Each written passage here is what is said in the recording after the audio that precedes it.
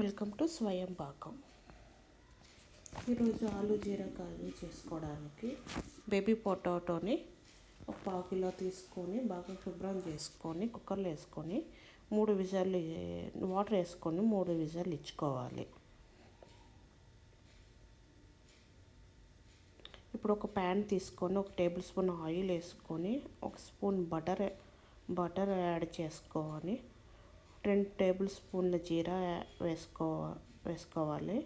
1/2 spoon hinge వేసుకోవాలి.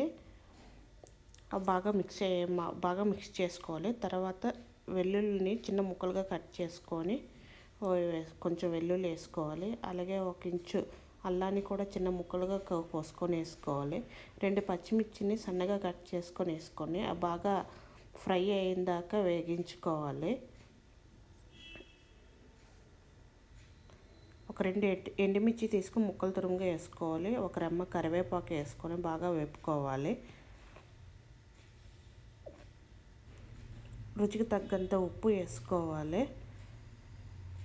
తర్వాత పసుపు, 1/2 టీ స్పూన్ మసాలా, 1/2 టీ స్పూన్ ధనియాల పొడి, 1 స్పూన్ కారం వేసుకొని బాగా మిక్స్ చేసుకోవాలి.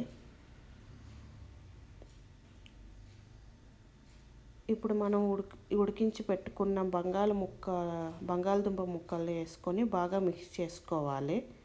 మసాలా అంతా బంగాళదుంపలు బాగా పట్టేటట్టు బాగా మిక్స్ చేసుకోవాలి. బాగా మిక్స్ అయిపోయింది కదండి. కసూరి మేతి కొంచెం 1 స్పూన్ వేసుకొని బాగా నలిపి వేసుకోవాలి. ఫ్లేవర్ చాలా బాగుంటుంది. లాస్ట్లోని గార్నిష్ కోసం కొంచెం కొత్తిమీర వేసుకోవాలండి.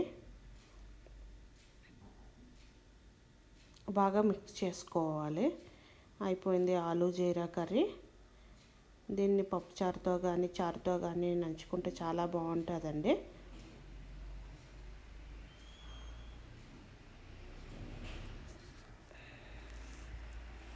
Thanks for watching video.